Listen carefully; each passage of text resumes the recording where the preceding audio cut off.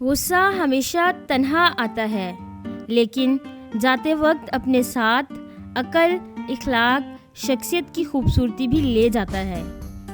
جس شخص کو اپنا پیار کرنا اور دوسروں کا غصہ کرنا اچھا لگے وہ کبھی کسی کا دل نہیں توڑ سکتا۔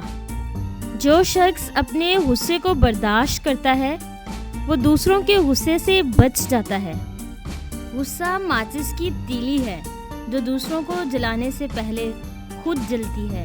انسان کے غصے کی عجیب منافقت ہے، وہ اپنے سے طاقتور کے سامنے غصہ قابو کر لیتا ہے لیکن اپنے سے کمزور اور چھوٹے پر غصہ نکالنے میں دیر نہیں کرتا ہے۔ جنہیں غصہ آتا ہے وہ لوگ سچے ہوتے ہیں۔ میں نے جھوٹوں کو اکثر مسکراتے دیکھا ہے۔ غلط پر غصہ آنا شرافت کی نشانی ہے لیکن اسی غصے کو پی جانا مومن کی نشانی ہے۔ غصہ ایک خنجر ہے جو انسان اپنے ہی دل میں گھونپ دیتا ہے۔ ایک دانشور سے پوچھا گیا غصہ کیا ہے؟ خوبصورت جواب ملا کہ کسی کی غلطی کی سزا خود کو دینا۔ جس دن تمہارا سب سے قریبی ساتھی تم پر غصہ کرنا چھوڑ دے تب سمجھ جانا کہ تم اس انسان کو کھو چکے ہو۔ جو اپنے دل کا درد نہیں کہہ سکتے انہیں سب سے زیادہ غصہ آتا ہے۔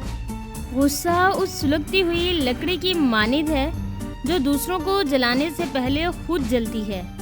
جو شخص تم پر غصہ کرے اور تعلق بھی ختم نہ کرے وہ برے وقت میں تمہارا سب سے اچھا دوست ہے۔